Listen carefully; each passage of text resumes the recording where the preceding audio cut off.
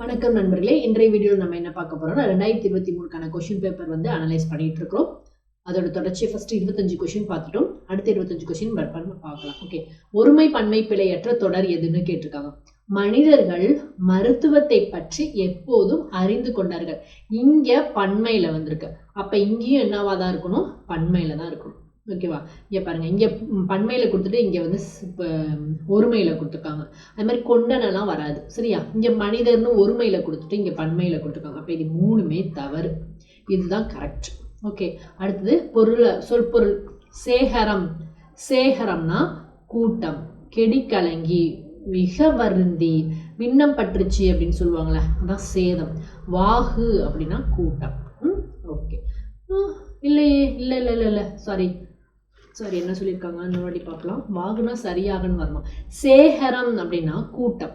சேகரம்னா கூட்டம். கரெக்ட், நான் கரெக்டாக தான் சொல்லியிருக்கேன். கெடிக்கலங்கினா மிக வருந்தி, விண்ணம்னா விண்ணம் பற்றுச்சு சேதம், வாகு ரொம்ப வாகா இருக்கு அப்படின்னு சொல்லுவோம்ல, அதான் சரியாக ரொம்ப பொருந்தி இருக்கு அப்படின்னு அர்த்தம். அடுத்த கொஸ்டின் பாருங்க. கடும்பு. கடும்பு அப்படின்னா சுற்றம். நரலும் அப்படின்னா ஒலிக்கும். இதெல்லாம் புக்கில் இருக்கு. பொம்மல்னா சோறு, இதுவும் புக்கில் இருக்கு. படுகர் அப்படின்னா பள்ளம். இது எல்லாமே புக்கில் இருக்குதான், படிச்சிருந்தீங்கன்னா தெரிஞ்சிருக்கும். ஓகே, இது எப்படி எழுதலாம்னா, இங்க வந்து உயிரெழுத்து வந்திருக்கிறதுனால இங்க அகுதுன்னு தான் வரணும். இது புக்கில் இருக்கு. இங்க உயிரெழுத்து வந்திருக்கிறதுனாலதான் அகுது அப்படின்னு வரணும். அகுது ஓர் அழகான ஓர். அடுத்து சாலவும் நன்று அப்படின்னு கொடுத்தாங்க. இது எவ்வகை தொடர்? அடுக்கு தொடர் கிடையாது, கட்டளை தொடர் மாதிரியும் கிடையாது, உணர்ச்சி தொடருக்கு இப்படி ஆச்சரிய குறியெல்லாம் வந்திருக்கணும், அதுவும் கிடையாது. உரிச்சொல் தொடர் தான். எப்படின்னா, உரிச்சொல் சொற்கள் என்னன்னா, சால உரு தவ நனி, சால உரு தவ நனி, கூர், களி, கடி, இதெல்லாம் வந்து உரிச்சொலுக்கான சொற்கள். அப்ப சாலன்னு வந்திருக்கு. அப்ப இது உரிச்சொல் தொடர் வந்து, இது வந்து உரிச்சொல் தொடர். சரிங்களா? ஓகே, அடுத்தது சரியான கூட்டப்பெயர்களை எழுதுக. ஆமா, ஆட்டு மந்தைன்னு தான் சொல்லணும். ஆட்டு மந்தைன்னு தான் சொல்லணும். ஓகேவா? ஆட்டு மந்தை அப்படி, அதோட கூட்டத்தை என்னன்னு சொல்றாங்கன்னா ஆட்டு மந்தை அப்படின்னு சொல்றாங்க. இது பாருங்க, இது இப்பதான் ஒரு கொஸ்டின் பேப்பர்ல நம்ம டிஸ்கஸ் பண்ணோம். இந்த கொஸ்டின் அப்படியே கேட்டிருந்தாங்க. புல் கட்டுன்னு தான் சொல்லணும். புல் கூட்டமோ புல் கத்தையோ கற்குவியல். புற்குவியல் கிடையாது, கற்குவியல். இது வந்து புற்கட்டுன்னு தான் சொல்லணும்.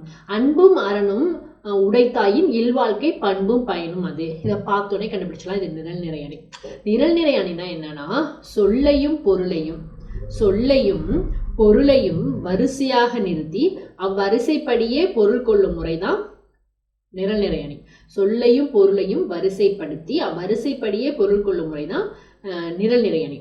அதாவது இல்வாழ்க்கை எப்படி இருக்கணும்னா, அன்பும் அறனும் உடையதாக இருந்துச்சுன்னா அதுவே அந்த வாழ்க்கையின் பண்பும் பயனும் அதுவே ஆகும். இல்வாழ்க்கை வந்து எப்படி இருக்கணும்னா, அன்பும் அறனுமாக இருந்துச்சுன்னா அதுவே வந்து பண்பும் பயனுமாக இருக்கும் அப்படின்னு சொல்லியிருக்காங்க. இதுதான் வந்து சொல்லையும் பொருளையும் நிறுத்தி அதுலேருந்து என்ன பண்ணியிருக்காங்கன்னா, சொற்களை முறைப்பட கூறியதுனால இது வந்து நிரல் நிறை அணி. சரிங்களா? ஓகே, அடுத்தது சரியா தவறா கேட்டிருக்காங்க. இலக்கண நெறி மாறாமல் முறையாக அமைந்த சொல் இலக்கணம் உடையது. இவை தமைக்குரிய பொருளை மாறுபடும் இயல்புடையது. தவறு. ஓகே, இதுதான் கரெக்ட். ஏன்னா இலக்கணம் உடையதுன்னு சொல்லிட்டாங்க, அப்புறம் எப்படி பொருளை மாறுபடும் இயல்புடையதுன்னு சொல்ல முடியும்? அப்ப இதுதான் கரெக்ட். 50 காப்பியங்கள் ஒன்று மணிமேகலை. இந்நூலுக்கு மணிமேகலை துறவி எனும் வேறு பெயரும் உண்டு. கரெக்ட். மணிமேகலையோட துறவு வாழ்க்கையை கூறக்கூடியதுதான் இந்த மணிமேகலை. என்னது? மணிமேகலையோட துறவு வாழ்க்கையை பற்றி கூறக்கூடியதுதான் இந்த மணிமேகலை. ஸோ இப்போ 2 கூற்றுமே சரியானது, மிகவும் சரியானது. ஜெயகாந்தன் சிறுகாதைகள் இருக்கிறதா என்று வினவுதல் கொழல் வினா. தான் ஒரு பொருளை வாங்கி கொள்ளும் பொருட்டு வினவுது கொழல் வினா. இப்ப வினா வந்து 6 வகைப்படும். அதுல கொழல் வினா, கொடை வினான்னு 2 இருக்கு. கொடை வினா என்னன்னா, ஆசிரியர்கிட்ட ஒரு புக் இருக்கு, அந்த புக்கை அந்த மாணவரிடம் கொடுக்கும் பொருட்டு உனக்கு இந்த புக்கு வேணுமா அப்படின்னு கேட்கறது வந்து கொடை வினா. ஏன்னா அவர் அளிக்கிறாரு, அவர்கிட்ட அது கொடுக்கணும்னு விருப்பப்படுறாரு. அது இதே வந்து ஜெயகாந்தன் சிறுகதையில் இருக்கிறதான்னு நம்ம ஒரு கடையில போய் கேட்கிறோம், அப்ப அது வாங்கி கொள்ளும் பொருட்டு கேட்கறதுனால அது கொழல் வினா. கடையில போய் பருப்பு உள்ளதான்னு கேட்கிறோம், அது கொழல் வினா. சரியா? ஓகே, இந்த மாதிரி கேட்பாங்க. நம்ம வெறும் வினாவை மட்டும் படிச்சுக்கிட்டே போயிருக்க கூடாது, அதோட அர்த்தத்தையும் புரிஞ்சுக்கணும். அடுத்தது, இதுக்கு எது கரெக்டான ஆன்சர் எதுன்னு கேட்டா பறவை தான். பறவை என்பது புல். இதுதான் ஆன்சர். சரியா? ஓகே. தனக்கான ஆற்றலை சேகரித்து வைக்க மூளைக்குள் இடமில்லை, அதனால் அதற்கு குருதியோட்டம் எப்போதும் இருந்து கொண்டே இருக்க வேண்டும். தனக்கான ஆற்றலை சேகரித்து வைக்க மூளைக்குள் இடம் இல்லை, அதனால் குருதியோட்டம் எப்போதும் இருந்து கொண்டே இருக்க வேண்டும். இது ஆன்சர். பெரிய கப்பல்கள் துறைமுகத்தில் கரைக்கு அருகில் வர இயலாது, எனவே கப்பலில் வரும் பொருட்களை தோணிகள் மூலம் கரைக்கு கொண்டு வந்தன. தோணிகள்னாலும் இன்னொரு கப்பல் மாதிரிதான், கப்பலுக்கு இன்னொரு பெயர் தானே தோணி, அதான் வந்து சொல்லியிருக்காங்க. பெரிய கப்பல்கள் துறைமுகத்தில் கரைக்கு அருகில் வர இயலாது, எனவே அப்படின்னு சொல்லணும். முதல் ஆழ்வார்கள் எத்தனை பேர்னு கேட்கணும். யார் பேர்னு கேட்பீங்களா, ஏன் பேர்னு கேட்பீங்களா, எதற்குன்னு கேட்பீங்களா, எத்தனை பேர்னு தான் கேட்க முடியும். அடுத்தது ரவி வந்தான் அப்படின்னா இது இறந்த காலமா இருக்கணும். ரவி வருகிறான் அப்படின்னா, ரவி வருகிறான்னா இது நிகழ்காலம். ரவி சென்றான் அப்படின்னா இது இறந்த காலம். அப்ப இதுதான் கரெக்ட். ரவி வருவான் அப்படின்னா இது எதிர்காலம். ஓகே. இங்க வந்து என்ன சொல்லிருக்காங்க, சொற்களை இணைத்து புதிய சொற்களை அமைக்க சொல்லலாம். திடல், திடலை எப்படி எழுதுவோம், விளையாட்டு திடல், விளையாட்டு திடல் எழுதுமா. தயிர் சோறு, பறவை, பறவை கூடு, பறவை கூடுன்னு சொல்லிட்டாங்களா.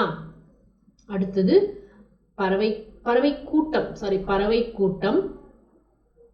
ஓகே, வாழையை எதோடுமே இணைக்க முடியாது. ஸோ இப்போ என்ன சொல்லியிருக்காங்கன்னா, விளையாட்டு திடல்,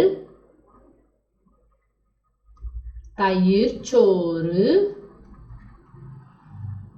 பறவை கூடுன்னு கூட எழுதலாம், பறவை கூடுன்னு எழுதலாம், பறவை கூடுன்னு கூட சொல்லலாம். ஓகே, பறவை கூட்டம். ஓகே, பறவை கூட்டம் இதான் கரெக்ட். ஏன்னா பறவை கூடுன்னு சொல்லிட்டீங்கன்னு வச்சுக்கோங்களேன், அங்கே இங்கே வராது பாருங்க. பறவை திடல் நான் சொல்ல முடியும், அப்போ இது வர. வாழைச்சோறு நான் சொல்றேன், அப்போ இது வராது. இங்கே பறவை கூட்டம்னு விட்டுருவாங்க, ஆனால் இங்கே வாழை திடல் நான் சொல்லப்படும், வாழை, வாழை தோட்டம் தான் சொல்லணும், அப்போ இதுவும் வராது. இப்போ விளையாட்டு திடல் கொடுத்துருக்காங்க, பறவை கூடு கொடுத்துருக்காங்க, வாழை கூட்டம் நான் சொல்ல முடியும், அப்போ இதுவும் கிடையாது. இதை வச்சே நம்ம சூஸ் பண்ணிடலாம். ஓகே. பயிற்சி என்ற சொல்லோடு இணைக்க இயலாத மொழி எது? நடைப்பயிற்சி, மூச்சு பயிற்சி, மொழி பயிற்சி அப்படின்னா சொல்லுவோம், மலை பயிற்சின்னு சொல்ல மாட்டோம், இது தவறு. உயிரே போனாலும் பொய் சொல்ல மாட்டேன், இதான் வரும். உசுறுனா இது வந்து பேச்சு வழக்கில் வரக்கூடியது, இதுதான் எழுத்து வழக்கில் வரக்கூடியது. அடுத்தது பின்வரும் தொடருக்கு சரியான நிறுத்தற்குறி கேட்டிருக்காங்க. மழை நீர், ஆற்று நீர், ஊற்று நீர் ஆகியவற்றை சிறிய பெரிய நீர்நிலைகளில் சேர்க்கும். அவ்வளவுதான் ஆன்சர். சரிங்களா? ஓகே. திருநெல்வேலி என்பது நெல்லை, இதோட மருவு பெயர் வந்து நெல்லை, இதுதான் கரெக்ட். மயிலாப்பூர் என்பது மயிலை தான் இதோட மறுபெயர். கோயம்புத்தூர், கோயம்புத்தூர் இதோட மறுபெயர் தான், மருவு பெயர் தான் கோவை. திருச்சிராப்பள்ளி இதோட மருவு பெயர் தான் திருச்சி. கும்பகோணம் இதோட மருவு பெயர் தான் குடந்தை. சரிங்களா? பிரித்தெழுதுக. செய் நன்றி, செய் நன்றி, செய் பிளஸ் நன்றி, செய் நன்றி தான் ஆன்சர். அவன் வந்தது அப்படிங்கிறது திணைவலு, அவன் வந்தான்னு எழுதியிருக்கணும், அவன் வந்ததுங்கிறனால இது வந்து திணைவலு. இப்போ இது வந்து உயர்திணையா இருக்கு, இது வந்து அக்ரணையா இருக்கு, அப்போ இது வந்து திணைவலு. சரிங்களா? ஓகே. இந்த உழை அப்படின்னா உழைக்கிறதுனால வேலை, வேலைனா உழைக்கணும், வலினா உழை, மன வளைச்சல், மன உளைச்சல்லாம் சொல்லுவோம்ல, மன வலி, அதான் வந்து இதுவாக வரும். ஓகேவா? ஓகே. அடுத்தது 25 கொஸ்டின் பார்த்துட்டோம். அடுத்த வீடியோவில் நம்ம இதோட தொடர்ச்சியை பார்க்கலாம். தேங்க்யூ.